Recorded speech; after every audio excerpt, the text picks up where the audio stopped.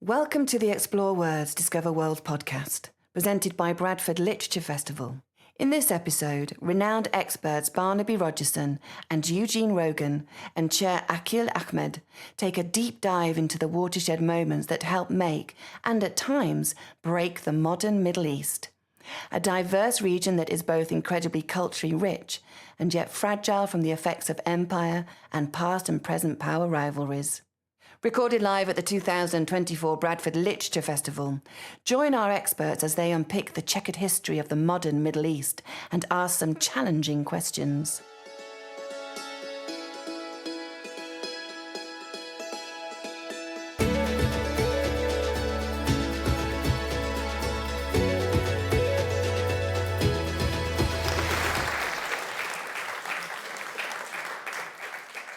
Hello, hi, my name's Aaqil Ahmed. I'm the former head of religion and ethics at the BBC and Channel 4, and I'm delighted to be hosting this event because these two people have worked with me over the years. Never met Barnaby, but he's appeared in lots of my programmes, but we never actually met because I was way too important to turn up for filming in those days, but whereas now I'd turn up for the opening of an envelope. But and Eugene obviously was the consultant for many things, and I'm just reminding him that whenever he said no, I said no. We never did it. If he said no, we never did it.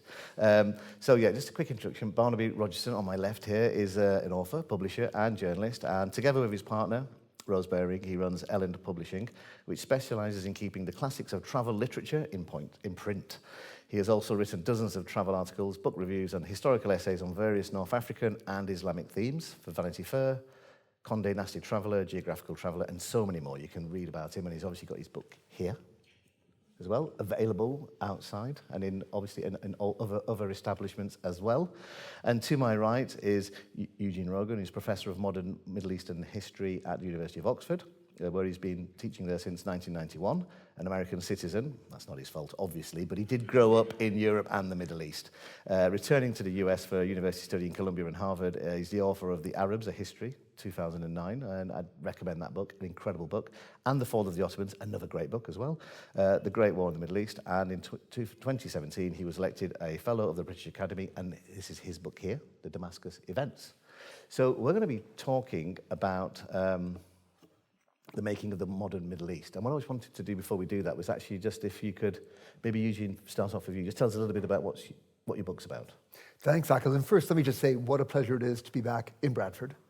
This is my third time at the festival, and this is definitely my favorite festival in Britain. And I come to this town every time, and I think you guys are basically the Reform Party's nightmare.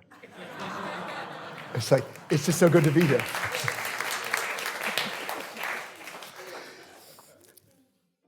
And so when you come and talk about things like the divide between Shiism and Sunnism, or the experience of Damascus in the 19th century, you can count on there being interest in this community and people turning out to engage in that conversation. Very briefly, this Damascus Events is a book that I have been planning to write for 35 years.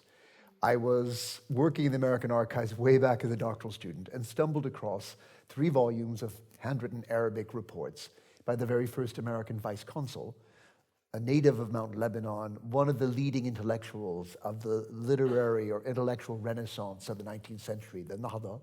His name was Mikhail Mishaka. And I knew from the moment I found these documents that because they were all in Arabic, they would have been repatriated with all of the consular papers from Damascus sometime in the mid-20th century. And the archivists received these papers but couldn't identify what they were because there was nothing in English in them. And they'd been sort of put on a shelf and forgotten. So I had this really exciting moment of discovery, and I've been wanting to write a book about 19th century Damascus since I found them.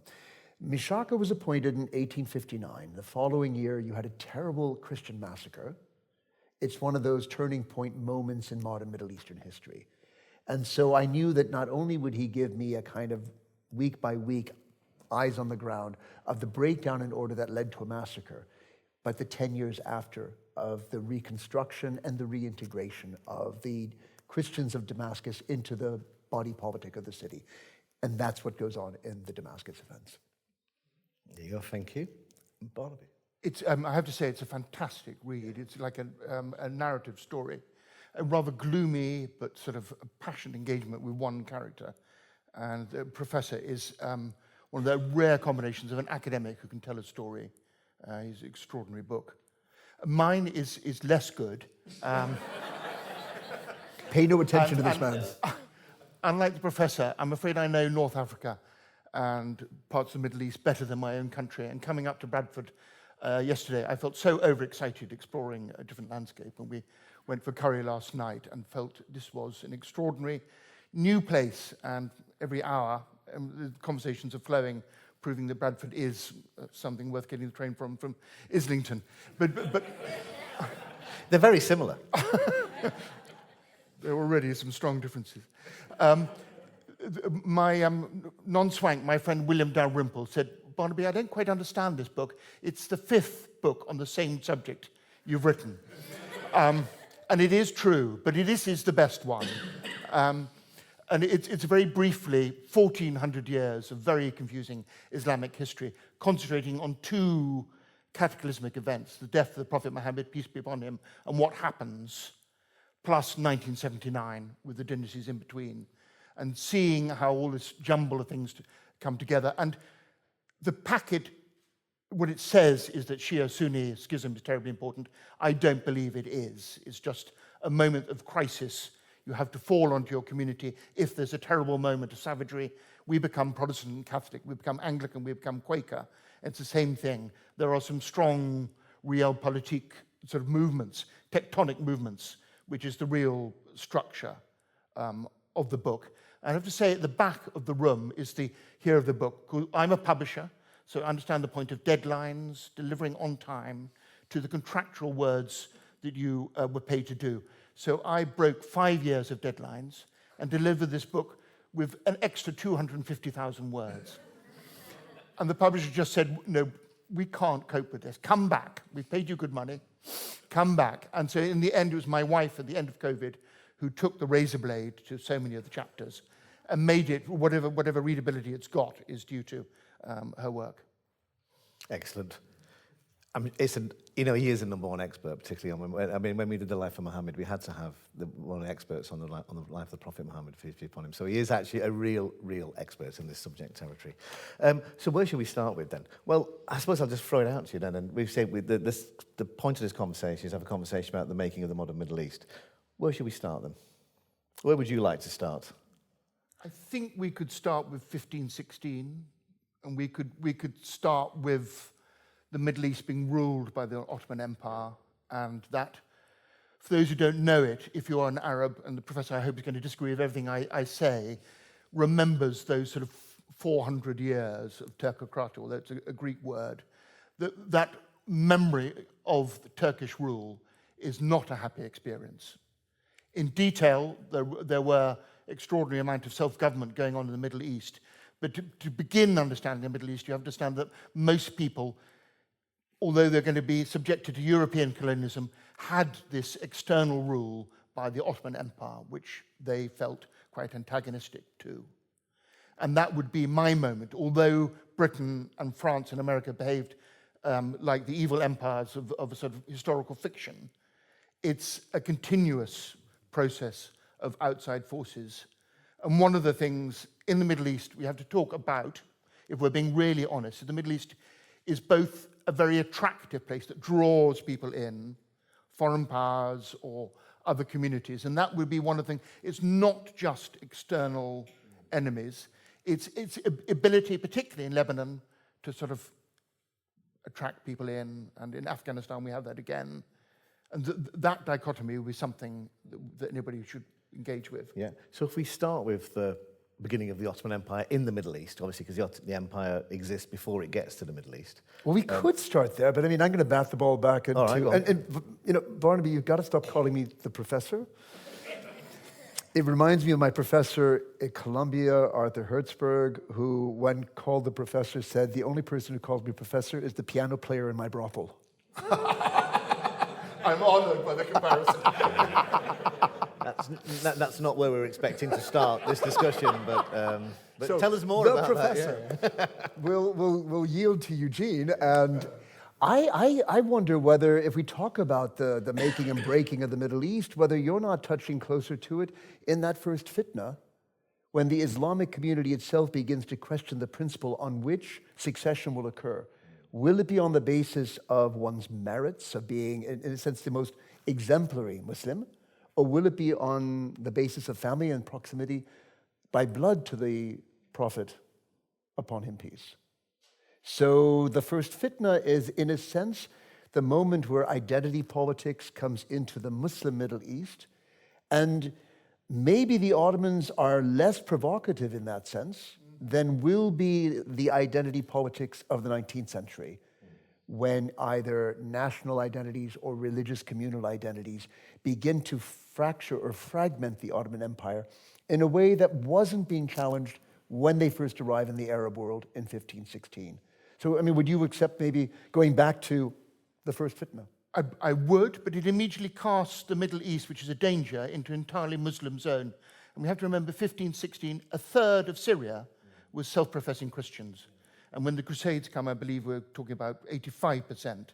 And so although the Islamic empire is incredibly powerful, there's a danger of always casting the Middle East as a Muslim zone. We can think of the Middle East as an Arab zone.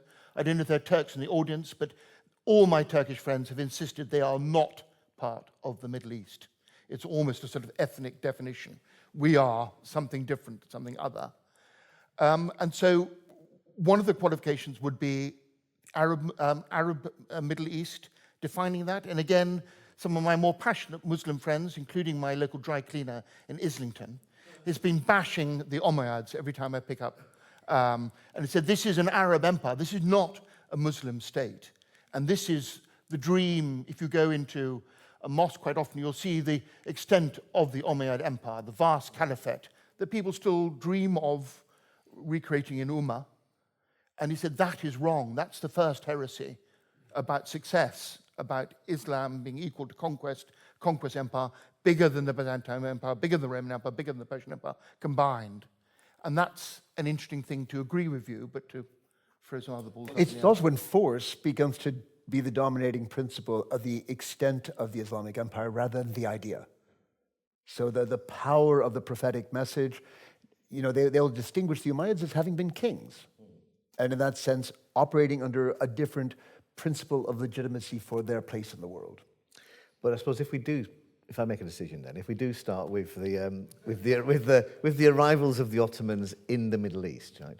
So first of all, they're not there by accident.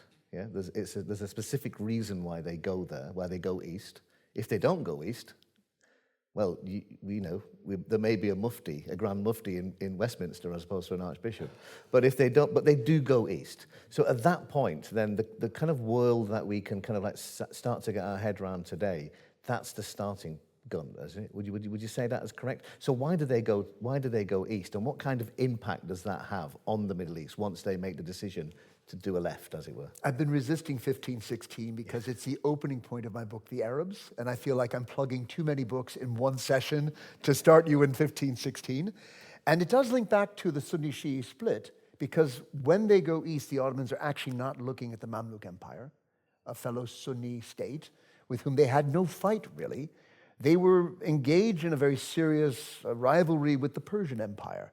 But they were concerned that as they were taking on the Persians to the east, they were exposing their right flank to a possible, Mamluk Safavid partnership that could have caused them problems. So they thought we had better solve our east flank, our right flank, and go after the Mamluks.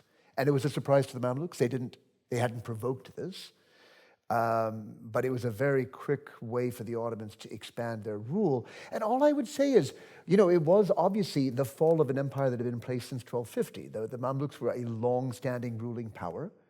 They were Turkish-speaking. They didn't speak Arabic. They ruled the Eastern Islamic world from Cairo, with major provinces in the major cities of the Arab world, Damascus.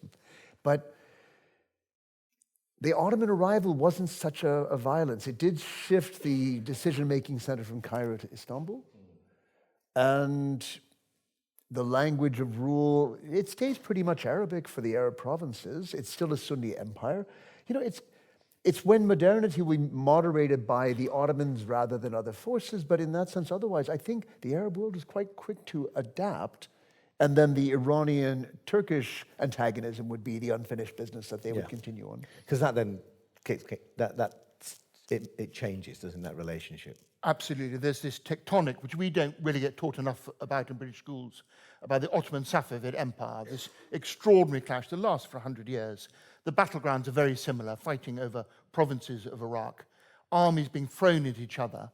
And I was brought up learning that perhaps the siege of Malta, which is all part of our mythology being British, and that the Ottoman fleet could go out there for that first time and had reduced the citadel to rubble, but because they were distracted by their real enemy, the real threat of Safavid Iran, they didn't send a fleet the next year, which would have been able to occupy the place sort of peacefully. So there's this extraordinary sort of sensibility of the Ottoman Empire trying to be the jihad commander defending the Middle East, but actually its real battles that were testing its liver and its stomach were always against Iran.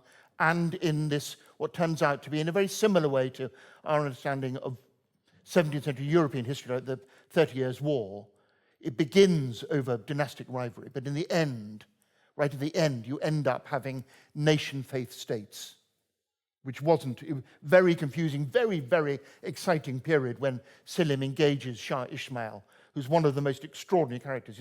He's a 14-year-old, the seventh Sufi sheikh of the Ardabil Brotherhood, descended from the seventh Imam of the Shiites. He's got the blood royal flowing in all his veins. He's also descended from Genghis Khan. And I can imagine as a 14-year-old, when most of us are complaining about being sent up to school, declaring himself as Imam and being saluted by his army, and a more powerful sort of Muslim Alexander the Great that was challenging the Turks. And they realized that actually they had no chance. They had to confront Shah Ismail's extraordinary charismatic leadership. So he was sort of whispers of the Mahdi, the person who's going to unify the Islamic world. So Selim was a sort of thoroughgoing man, but he was forced to confront, and not really loved by his own people. Just before the battle against Shah Ismail, there were shots from the Janissaries into his own tent. So his sort of clock, he had to have a confrontation, otherwise he was going to lose it. And is it too simplistic to say that I suppose a lot of the thinking that we have around what the schism between Shia and Sunni is created in that period by the Ottomans?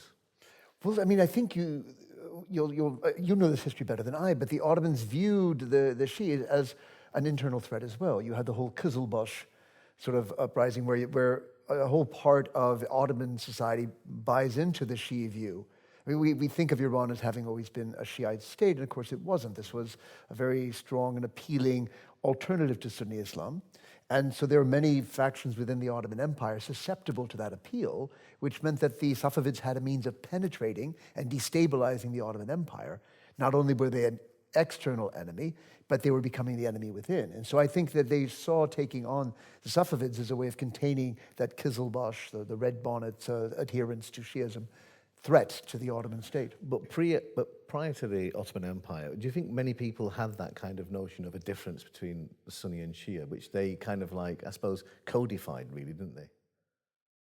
I mean, the thing is that we have a tendency to see Shiism as the kind of minority or marginal offshoot of Islam. And if you take a longer-term history, as Barnaby very ably does, I mean, if you write the same book 5 times, you do get it right.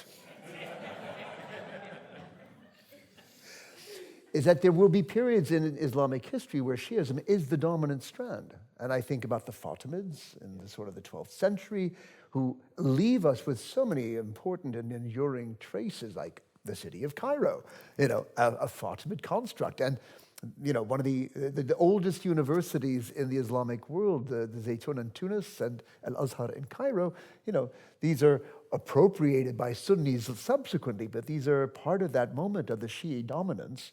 So, I think that... but to legitimize the kind of conflict that the Ottomans need to have to actually take out, as it were, or at least control the Safavids, they have to define a difference that actually... And I suppose the point I'm asking is, do you think that's the defining moment which basically gives us that kind of split that Muslims themselves feel between Sunni and Shia? Because the Ottomans have to have a justification for attacking their fellow Muslims, so therefore you have to then say, well, they're wrong kind, right? And that therefore then you can have and is that the moment that we're living with today? It's certainly an element of the moment that we're living with. If you look at the conflict that followed the fall of Saddam Hussein in Iraq, where one talks about terror tactics, the victims of these terror tactics are Muslims. And it has tended to be Salafi Sunnis killing Shias with increasingly awful tactics and epitomized, I guess, by the whole Daesh phenomenon. But I would, if we go back to Ottoman times, I would almost treat it in the kind of divide in modern equivalent, perhaps between the kind of Europe and America versus the Soviet world in the Cold War. You had just a conflict of ideologies and ideas that fragmented the world in ways that created blocks that went after each other. It's just that I think Ottomans and Safavids was a hotter conflict. And, but do you think that do you think they do create a kind of a politicization of the differences between Sunni and Shia? Because we're historians, we love that. We can look back and codify it. I think it was much more confusing. I'm reminded that the Mamluks spoke Turkish, the Safavids had a Turkic descent. Things were much more fused, but in the process, we did end up having these empires defining themselves increasingly by their faith and then later on by their language. But what's always interesting to remember is we're speaking about Iranian, Turkic, and Arabic in all its different forms, splashing in and around the Middle East. And when I traveled to Isfahan, when you go to the palace of the Safavids, you go to this dining room, and there's like going to the Élysée Palace, but it's got this great fresco of the Battle of Waterloo. You think they're celebrating Chaldahan, where the Safavids were defeated by the Ottomans. You think, God, you pinch yourself, what is earth is happening? And then you realize that you're with the Shia, where defeats, like the British, are glorious. This was the moment we're defeated. We're used to suffering, we're used to martyrdom. And so but it's an extraordinary moment. And of course, one of my favorite facts is that having been defeated by the Ottomans, Shah Ismail then collapses back into Iran. And then instead of trying to become a world Muslim emperor, he defines himself more and more as Iranian and Shia. And there's that very, very important moment when Safavid ambassadors go out to all the great Shiite mountain zones of the Middle East and ask for what? They ask for their scholars. So the Jibal Amir in southern Lebanon, in Bahrain, the Safavids say, bring us your learning and we're going to reinforce our Shia identity. And I think that's an incredibly valid moment to realize that the Shia Arab heartland, the intellectual heartlands, fed the creation of what is going to be sort of Shiite Iran. So we've kind of like got to the Sunni Shia split a little bit, and obviously the Ottomans going left and becoming the leaders of the Muslim world and effectively becoming the caliphs, whatever you want to call them. Then what?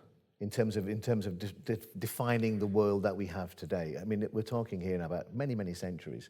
What's the next kind of like key point, do you think, that actually helps define the world that was created post the collapse of their empire? Well, there is a tendency, you've already alluded to, Aaqil, particularly in the Arab world, to reflect back on Ottoman times as sort of 4 centuries of imposed backwardness. And this is a very 20th century Arab nationalist trope that I have spent a lot of my writing time pushing back against. Because I don't see Ottoman rule as having been something that was against the will or the wishes of the Arab peoples until the 19th century and the 20th century in particular, where, again, I'm going to come back to identity politics, begin to assert themselves. But nationalism, or? It takes different forms. Nationalism will be one of them. Obviously, nationalism is one of those ideas that emanating from the European Enlightenment, essential for the creating of nation states in the mold of a France or a Spain or an England. We're going to gain adherence first and foremost in other parts of Europe that were more fragmented into city-states like Germany or Italy, and then continue to work its way around the Mediterranean basin. This big idea was very contagious, and the Balkans would be the first part of the Ottoman world to really buy in, because you still had whole geographies with very large Christian communities who identified not so much with the Turkish and Islamic past of the Ottomans, but with past Christian kingdoms that they saw as having been in some way suppressed. And it starts with the Greeks in 1820, and it's going to go right through until the Albanians in 1913, by which time pretty much everything except Macedonia and Thrace is going to make a bid for a separate nation-state status as a Christian, ethno-linguistic community, Bulgaria, Romania, whatnot. The Arab provinces are a little less susceptible to that European idea for the reasons you've alluded to, Aaqil. They still saw themselves, they were a majority Muslim society. They saw the Ottoman sultans not just as temporal rulers, but as khalifas or as the caliphs. And they were, if anything, just trying to negotiate better terms of Arab existence within that Ottoman Empire, rather than identify themselves in separate national terms to make a bid for separation. I would argue that really only begins to emerge significantly in the First World War. So, I mean, if we wanted to keep the dates easy, 1916 is something that we've all got to remember. You know, what we did in Ireland was reflected almost to the month by what the Ottoman Pasha did in Syria and Lebanon. And was it the 21 martyrs, Arab intellectuals who'd just been conference exchanges of wish for fulfillment of what an Arab confederation with the Ottoman was going to be like, were hung publicly in Damascus and Beirut. And it's interesting that the British-sponsored Arab revolt happened a month after those massacres. And if you're looking at the key generals who supported the Arab revolt and made it successful, they were Turkic Ottoman officers who were loyal to their caliph until that moment, until the 21 Arab martyrs were hung. And so you have extraordinary sort of timing. And you know, I have always been obsessed by Lawrence Arabia and the Arab revolt in 1916 and why the evil empire Britain should suddenly be backed by the Arabs. You don't quite see how it all came together, however much you hate Turks, because in the middle of a war, you know, it makes you patriotic. But unless you understand that misdecision in 1916, and that is an extraordinary inflaming moment, and again without Eugene, there's this wonderful sampling, because this is a detailed book about just one city, about Damascus, about just how good the city-states functioned. So although the Turks would send their pasha, the governor, and the chief financial officer, and the Qadi from Istanbul, the rest of it was a majlis 3 or 4 times a week meeting, a local, almost elective, or certainly representative council, governing each of the great city-states of the Middle East. And so they were like little stars, almost like the Roman Empire, as you accepted the Caesar or the caliph in the great city. But everybody else had quite a lot of self-functioning, self-governing, which makes you sort of understand the dangers of this nationalism coming in as an outside force that's going to become destructive. But if we go back to the 19th century, because obviously there are rebellions happening throughout the Ottoman Empire in the 19th century as well. So it's pre-1916. There are those rebellions, and there are also there's conversations going on about what to do with the end of the Ottoman Empire and there's being the sick man of Europe, etc., and all those kind of things. How do and I know you said that obviously that we're looking back. Sometimes it's easy to look back on these things through the prism of 20th century Arab nationalism. But obviously as well, still within that period, within the Ottoman Empire, there were still people in the Middle East who thought to themselves, you know, you're not quite one of us. You're not that religious.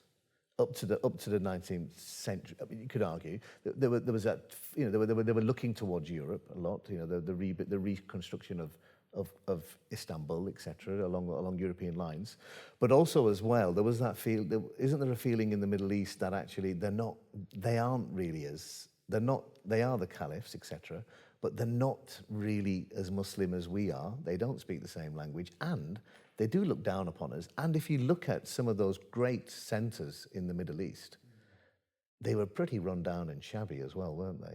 While they were being controlled by the Ottomans. Gorgeous places. Well, here, the thing I would want a little bit against is to project the Kemalist culture back to the 19th century. But I think you are basically right in this, Aaqil. There is a tension about how conservative Arab centers. Damascus was a very conservative city. It was known for its religious scholarship. The Umayyad Mosque attracted some of the best Islamic thinkers to Damascus, and they took great pride in teaching there. The men in the majlis that you refer to, many of them were from the ulama, from the religious scholars. They were the most legitimate leaders. So they saw an Ottoman Empire in the 19th century that was challenged by Europe and was in many ways having to concede to European priorities. That was delegitimizing for the Ottomans in the eyes of pious Muslims.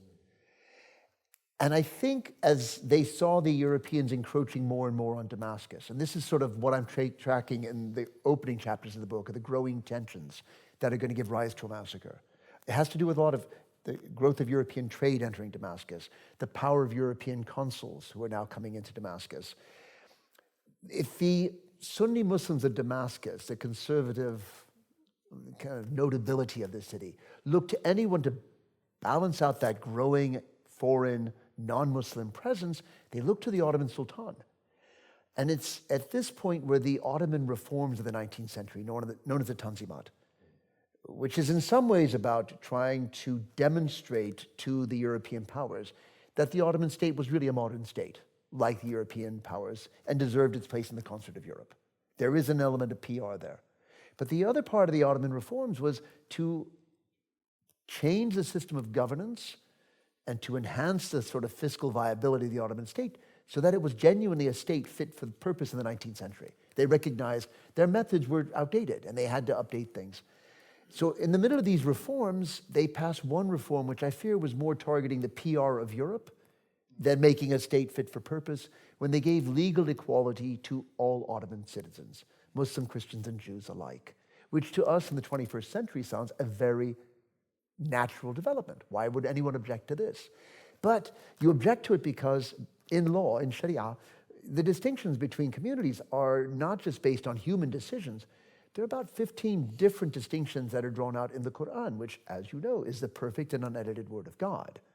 So a sultan who contradicts God's word is, in the eyes of conservative Sunnis, definitely failing in his duty to protect the culture and the interests of the Sunni community. And that's where I think many in Damascus looked to what was going on in Istanbul, even towards the man who comes to save the day, Fuad Pasha, and did not believe that these Ottomans were good Muslims to their standard. And at that point, do you think that then starts to raise the kind of conversation about, well, how do we get rid of them? How do we get rid of them? Plus, there's another wild card that gets sort of forgotten in the story, not in your story, but the extraordinary success of Muhammad Ali, Khedive of Egypt. So that everybody in the Middle East had seen an Arab nation equip itself up, get a battle fleet that could help the Ottoman Empire, sent an army to Crete and the Peloponnese, occupied Greece in the middle of the 19th century. This is a complete successful revival. And then took on the Ottoman Empire, so there were Egyptian armies going deep into southern Turkey. On my recent travels to Nemrut Dağ, those famous statues on the mountaintop, immediately below there, and we're looking at really deep southeast Turkey, was an Egyptian garrison from this period. And we all forget, from about 1820 to 1840-ish, the whole of the Middle East was being modernized by Egyptians. And people see, if you would find one little fine spot, when the papers get started, when the ports start getting efficient, it's this Arab efficiency which gets crushed by the European powers, but it is also showing a way, and again, it just got pushed out of the story, but it is something to be sort of reflected upon. It is, yeah, no, definitely, yeah. And actually, of course, as you say, there's European, particularly French involvement in Damascus, in what becomes Lebanon, etc. You've got all of that kind of interference, as well as the British and the Russians. You've got the whole great game being played out in the Middle East and Suez, etc. All of these things are really, really important. That then takes us, I suppose, to the First World War. I suppose if we move on to that point. I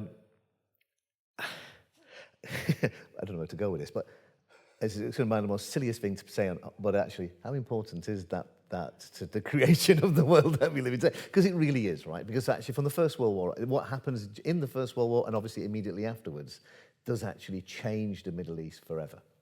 All right, here, dear readers, I get a plug in another book. This is basically what I was focusing on in The Fall of the Ottomans, which was to look at the centrality of the First World War in the end of that order and the beginning of the modern Middle East. And because the collapsing, it's a slow collapse until. I'm going to push back against collapse. You see what I mean when he was my consultant on those projects. Yeah. We talk about the sick man of Europe. Yeah. And the inevitability of the breakup or the collapse of the Ottoman Empire. And I'm going to say that the Ottoman Empire was killed and dismembered. This was Chronicle of a Death Foretold. From the moment the Ottomans entered the First World War on the side of the Central Powers, Britain, France, and Russia were talking about how to carve up the Ottoman Empire when they finally defeated it. And they thought that the Ottomans would be the weakest of the Central States, the first ones to go out. No one anticipated the Ottomans would be able to put up such a good fight as to last to within 11 days of Germany's armistice. So they actually proved to be a far better ally to Germany than even German war planners dreamt they might be. And I think this goes to show that there was a viable Ottoman state that had come down to the Turkish lands of Anatolia and the Arab provinces. Yeah. We were talking before about the ways in which the Arab revolt demonstrated an Arab rejection of Ottoman rule. But even during that Arab revolt, it's very interesting to see how many different Arab opinions there were. One of my favorite sources for the history of the Arab revolt is a memoir by a young Arab officer named Muhammad Ali El-Ajlouni. He comes from northern Transjordan.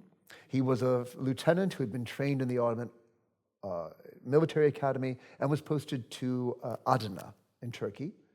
And he was growing increasingly disaffected with Ottoman rule. When he heard about the Sharif's uprising, he immediately wanted to desert the Ottoman army to go across Syria and join the Sharif's forces. And he was talking to a bunch of his fellow Arab officers in the Ottoman service in Adana. And they all were very disgruntled. They talk about the way they were discriminated against by Ottoman officers who would not eat meals with them at their tables, wouldn't pray with them in the mosque. They felt shunned as Arabs. But all the other Arab officers refused to follow the Sharif. They were all part of a secret society, El Ahmed, who had called for a kind of Arab-Turkish binational state on the Austro-Hungarian model. They didn't want to come out of the Ottoman Empire for fear that if they did, they'd be colonized by Europe, and how foresightful they were. And so their politics were, we're going to stay in the Ottoman Empire, and we're going to argue for a better deal for the Arab world. So not everyone heard about the call for the Arab uprising and deserted. Muhammad Ali al-Ajlouni was alone in deserting and making his way, and then the rest of his memoirs talks about his war experience at the Arab revolt. The Arabs had never had the time or space to define a political future for themselves outside the Ottoman Empire. The Ottomans had always suppressed that. They clamped down on the activities of secret societies and nationalist movements. So when the Ottomans were finally defeated, it was the first moment that they could begin to openly meet and discuss what kind of future do they want for themselves. But by then, Russia, with its revolution having come out of the partition game, this killing of the Ottoman Empire and its dismemberment had been agreed and re-agreed in a series of different deals cut between Britain and France and Italy and Greece and every other, the Zionist movement, every other body in town that had an interest in that territory. And in that sense, I think what would have been a viable state had it not entered the First World War was willfully defeated and partitioned as a part. And that was to leave a region in which the people themselves had no say in their political future. They weren't consulted. They did not give consent. Certain peoples were cut out entirely, like the Kurds, and where many of the conflicts that have continued to define the Middle East right down to today, one thinks of Gaza and Israel, as, the after effects of the bad partition that the British and French imposed. I'm totally with Eugene on that, and he's written a fantastic book about how the Ottoman Empire wasn't the decaying state. It was fighting a war on 8 fronts in the First World War. So he had volunteers working with the Libyan tribes, the Caucasian front, fighting the Russians. You had Gaza held successfully against 3 British attacks. You know how close Gaza is to the Egyptian frontier. The British Empire is the most powerful military machine on its day, commanding the coast and everything. The Turkish army repelled 3 British attacks on Gaza. Kut, the Ottomans' isolated British army coming into Mesopotamia, destroyed and annihilated it. Throughout the Arab revolt, the garrison in Medina held until the last. In fact, the wonderful Ottoman colonel had to be trebly certain that his whole empire and caliphate had surrendered before he would do. The Ottoman Empire was killed, and it was, in a funny way, as I look back, having grown up with a story of heroic uncles. My mother had a little place in the sitting room where her 4 uncles were in silver frames who died in the trenches, and we felt we were done nothing but good to save Belgium. More and more, as I become an older man, you realize the thing that held together the Allies in the First World War was dismembering the Ottoman Empire. A friend of mine who works in Country Life sent me an article, a Country Life article from the Russian ambassador saying, we need one thing, Constantinople, make that certain. So all of this is organized. And then I did have this extraordinary thing just before the Turkish coup. There was a visiting Turkish general talking to the Anglo-Turks in Britain. And he said, we remember, all of us, whatever politics in Turkey, we have got the map of the Sivas Treaty, of what you were determined to do to our empire. And you are our friend for 400 years. Britain was the ally of the Ottoman Empire, and you turned like the jackal, and you broke us apart, and you were going to make it even worse. And so there is this. The Turks are very, very good mannered, but another friend of mine who was a British ambassador there used to have conversations. He'd delay as long as possible revealing his identity, because he said he suddenly felt like he was a vampire when he explained he was a British ambassador. These are the people who'd stabbed Turkey in the back. And so it is a killing job, and the jackals are there. And again, I had this explanation. We all know about the Sykes-Picot Treaty dividing the Middle East. But that initial groundwork had to be done for one good reason, to make certain what Britain and France wanted, so we could drag Italy in, which was meant to be on the other side, and give them a promise, a great chunk of southwest Turkey plus Libya. So the Sykes-Picot was in advance for the bribe for Italy to come on board. And more, you do have this. I mean, you can't paint it worse, the First World War, in the end. And we have obviously the Mandate period. And in that Mandate period, obviously, the creation of the countries that now exist, whether it be Iraq, etc. I mean, first of all, for many people, obviously, why Mandate, why not occupation? And why create particular countries in the way that they were created? Because if you go to, I've been fortunate or unfortunate, depending on your point of view, to go to some of these countries. Some of them are bizarre. Hatay, the place which is Arab, but it's in Turkey. You go to Iraq and the lines are all over the place. And as you said, you mentioned the Kurds, etc. So again, the Mandate period, that really creates the kind of nation states that we have today, right? It does, and they're enduring realities. Obviously, those countries created over 100 years ago are still with us, and however artificial they may look to us, they have gained an organic quality by just the passage of time. Why mandates and not colonies? Basically, Britain and France intended for them to be colonies. The carve-up that they envisaged in all of their wartime diplomacy was thinking very much of an imperial order that they'd entered the First World War under, and they expected their future place in the world to be based on those empires afterwards. Britain and France, right through the Second World War, continued to assume that their importance in world affairs would be based on their empires. So what changes the formula is the entry of the United States into the war. And you have to remember that the Americans come in very late to World War I. They joined the war in April of 1917. At that point, because America was such an isolated country, their armed forces total, I think, 100,000. And that's throwing the Coast Guard in. And the Americans had no interest in joining in a European conflict. There was no enthusiasm to match the jingoism that led to such big recruitment drives in Germany as well as in Britain. People, out of patriotism, rushed to go and sign up, wanting to go and do glory. Americans didn't buy into that. You had to conscript them. And Wilson made fine words about why America's entry into the war would be about bringing a moral new order to the war, or to the world. And part of this was anti-imperial, that no longer would the nations of the world be exchanged like chattels. It sounds very noble, but if you just go behind the archives, back to like when I discovered the papers for the Damascus events, in World War I, the American archives are full of letters by American industrialists to every constituency in the Ottoman Empire, asking what the future is for the Ford automobile, for the Parker pen, the Singer sewing machine. They were desperate to try and take their very vital industrial output and find access to new markets for it, because the American market was saturated. And the barrier they ran into every single time was imperialism. How do you sell Singer sewing machines in India over the competition of British manufactured equivalents? The same with the automobile and whatnot. So the Americans anti-imperialism, though always framed in very high moral terms, had very clear capitalist interests behind it as well. But this meant that Wilson's 14 points was articulating a new order in which you would no longer claim Asian and African peoples under white men's rule as a sort of norm of international society. And it was framing in terms, instead of taking newly emerging states and giving them tutelage by experienced, advanced governments in how to create modern statecraft. African, Asian countries that had no such exposure would be given these, and the mandates were meant to be rather like aid agencies today. They would solve the problem and go away. But aid agencies seem to have as much endurance as mandates did as well in their time. It was imperialism by another name. It was trying to square that new moral order. Yeah, and of course those those mandates created kings. The Balfour Declaration as well obviously created something that would happen later on, obviously the modern state of Israel eventually.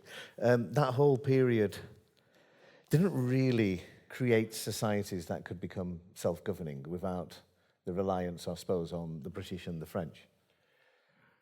You're quite right. What we haven't talked about and addressed is the indigenous Arab movement of Wahhabism, which was nothing to do with Europe, nothing to do with Renaissance, nothing to do with foreign learning. It was returning to the roots of Islam.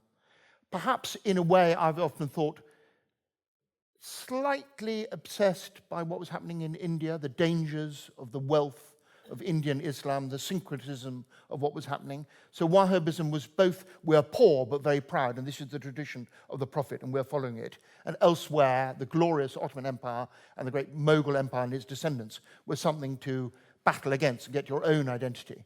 But undoubtedly, without British military force in the Gulf and in Jordan, and for the moment in Hadramaut, Wahhabi Arabia would have swept through as an indigenous movement in the 20s and organized the complete rule of the whole of the Middle East.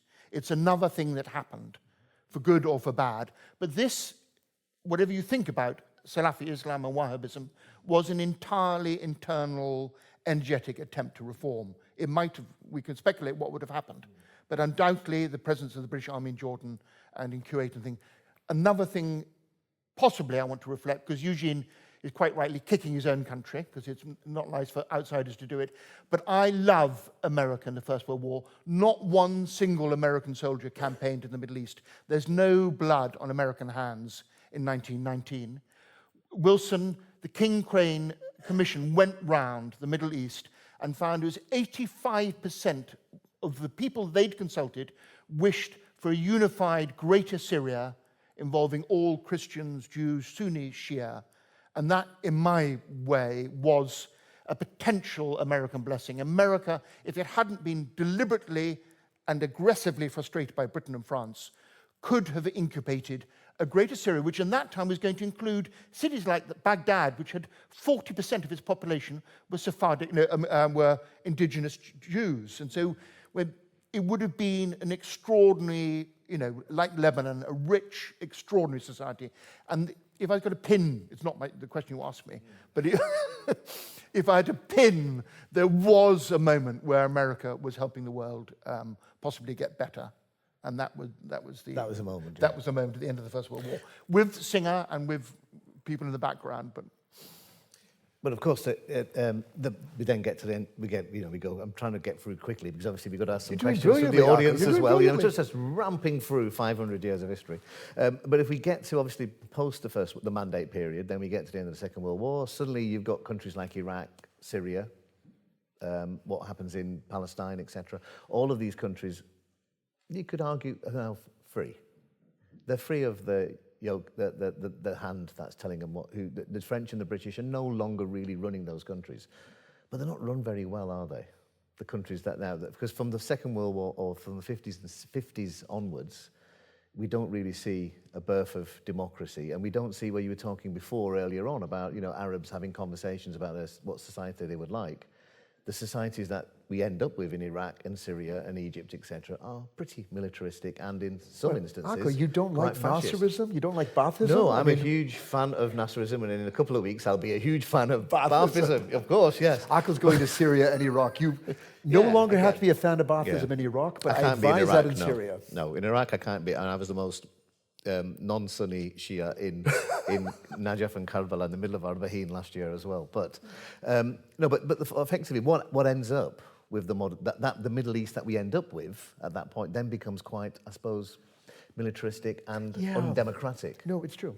I mean, I think if I were to put my finger on the one sin of the independent Arab states, it was this shift to military rule.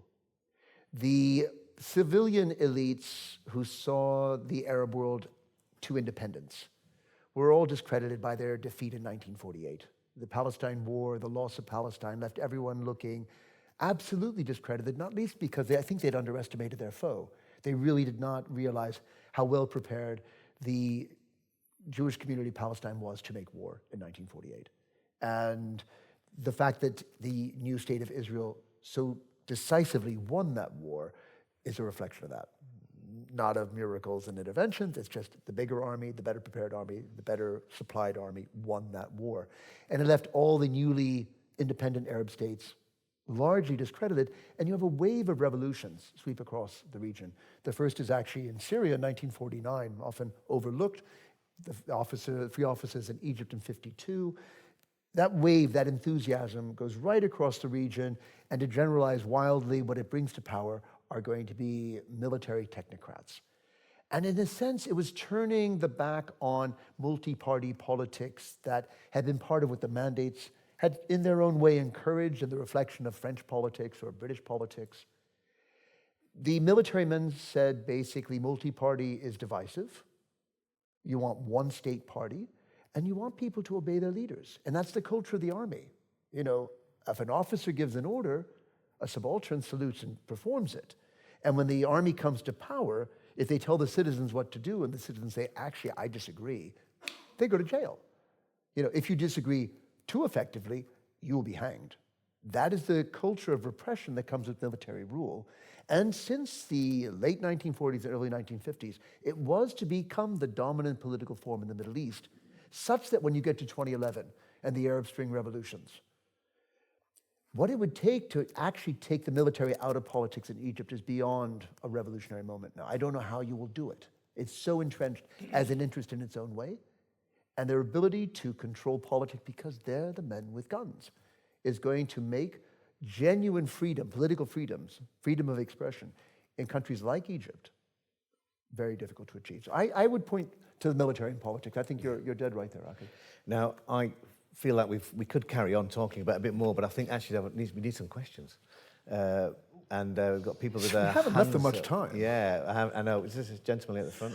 The characterization of the Ottoman Empire as the sick man of Europe, well, presumably it's Turkey as the sick man of Europe, because much of the Ottoman Empire isn't in Europe.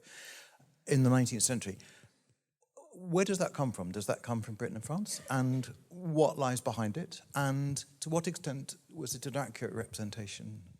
Thank you. And to what extent was what a representation? To what extent was that an accurate representation that it was the sick man of Europe? Do you want to start? I believe it's the Russian Tsar's turn of phrase. So I think the origins are Russian.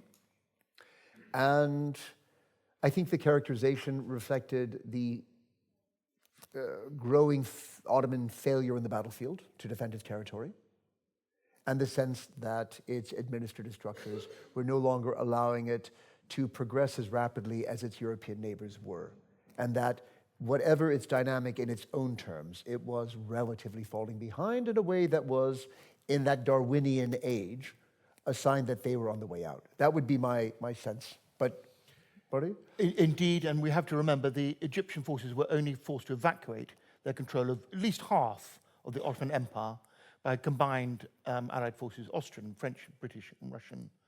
So you have, twice the Crimean War, you have European intervention decisive in sorting out frontiers. Hello, I'm going to stand up. My name is Mehreen. So there's a fashion in Europe now, particularly on the right and the centre, to say that Europe does not have a monopoly on colonialism or imperialism, particularly of the Arab world. And they actually point to the Ottomans as a precursor to imperialism and colonialism of the 18th and 19th century. So I want to ask, how much can we make that comparison? And actually, are we committing a historical fallacy to say that the Ottomans are in a line of empires that include the British Empire, the French Empire, and even communism? Because this is a narrative that you hear a lot in Eastern Europe about how they were under the yoke of the Turks. And this is something like the French president talks about. He says, you know, you Algerians keep complaining about us, but you were also under the yoke of the Turks for so long. Why do you not get them to apologize for the historical crimes they committed? So maybe, like, you know, you could equip us with some of the tools to see if that comparison is valid or not. We'll both quickly answer it, but I think there's a really important Marxist division between colonialism, which is physical settlement of the land, and imperialism. Everybody's been imperialist. When I travelled in Algeria, I could point out the tomb of an Algerian who conquered my homeland of Scotland. The wheel of history has gone endlessly at different times. And so to that extent, the Ottoman Empire wasn't a colonial power. They moved populations, but that was just for security reasons. I'm just reminded of Christine Keeler in the Profumo scandal, that France would say that, wouldn't they?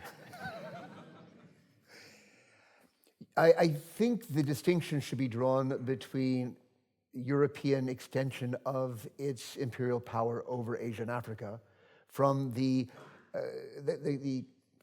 agglomerative, multinational, multi-ethnic empires that were an early modern norm, of which the Romanovs, the Habsburgs, and the Ottomans were all examples.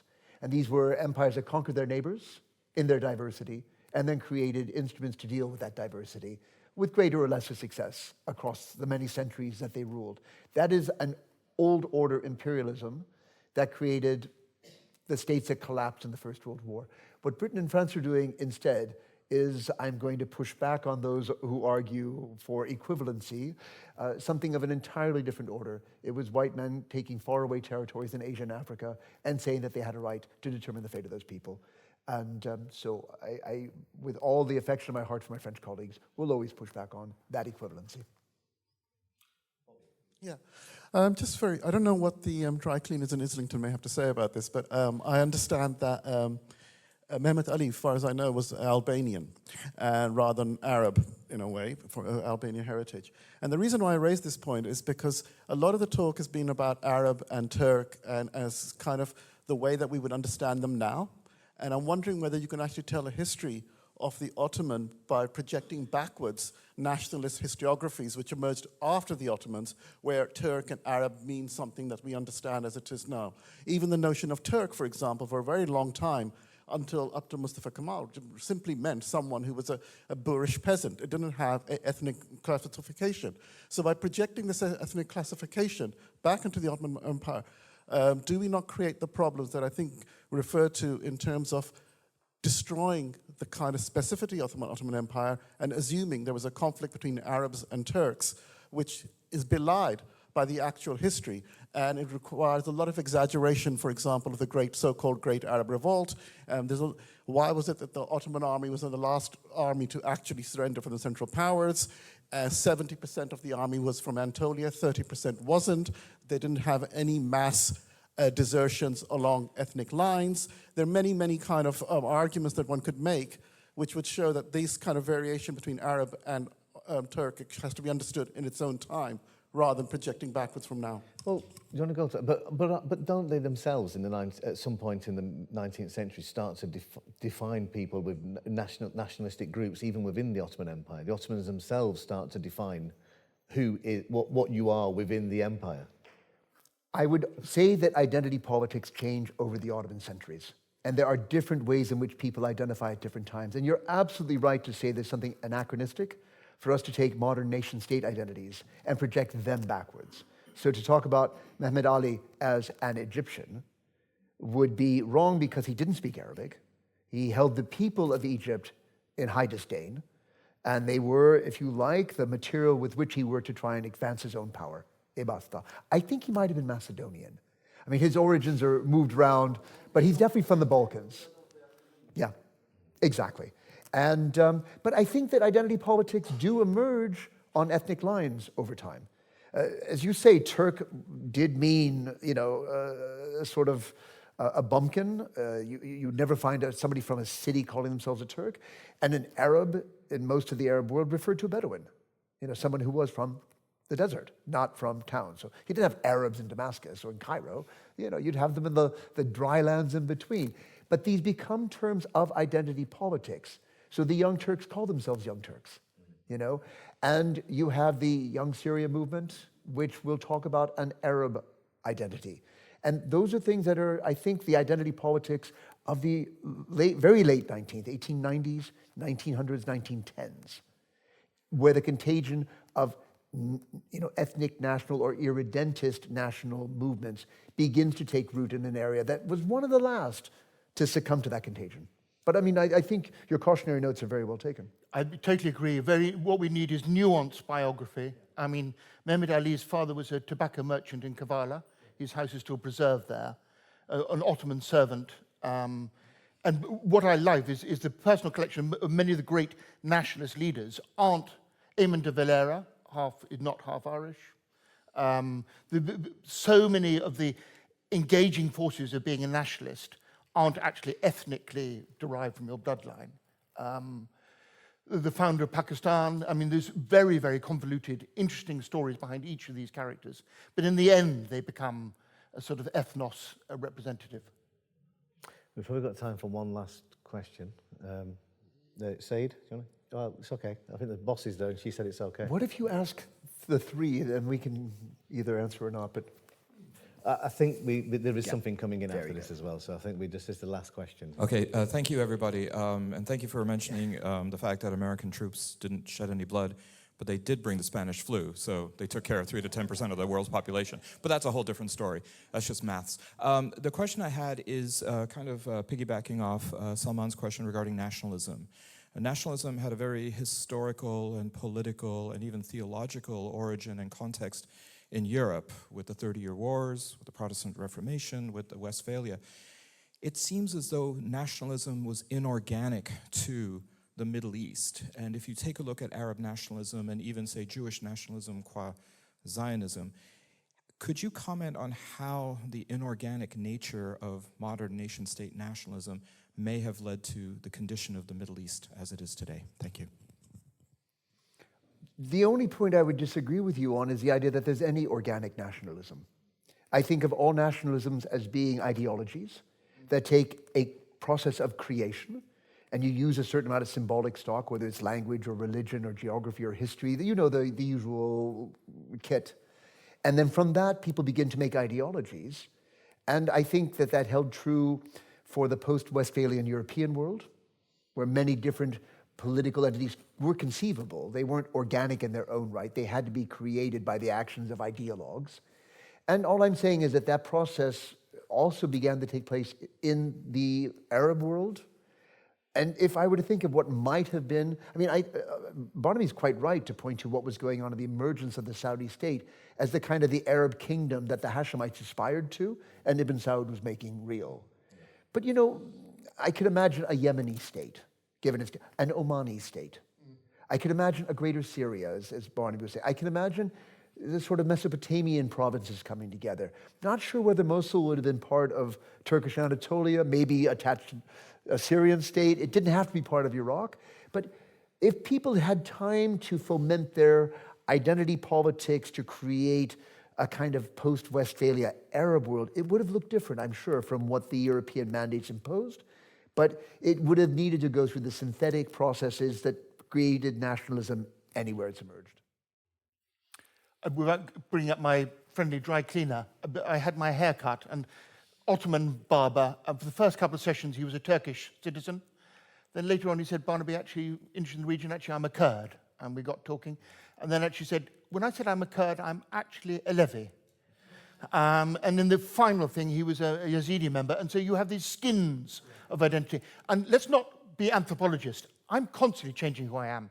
I'm passionately British one moment, and then I go to the west coast of Ireland, I feel entirely Irish, my Catholic bloodline comes bursting up. In Scotland, I suddenly remember I'm Presbyterian. And we're all sort of morphing and sort of changing. I now feel actually a citizen of Bradford, but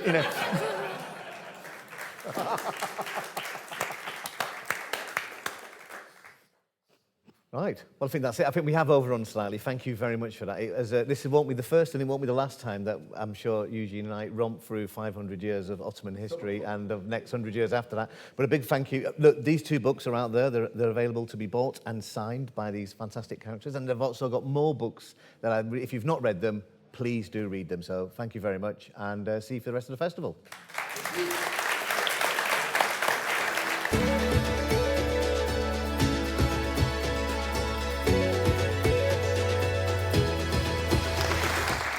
Thank you for joining us on this episode of the Explore Words, Discover Worlds podcast, presented by Bradford Literature Festival. If you enjoyed this episode and you'd like to help support the podcast, please subscribe, share this episode with others and leave a rating. Mark your calendars for the return of Bradford Literature Festival on Friday the 27th of June to Sunday the 6th of July 2025.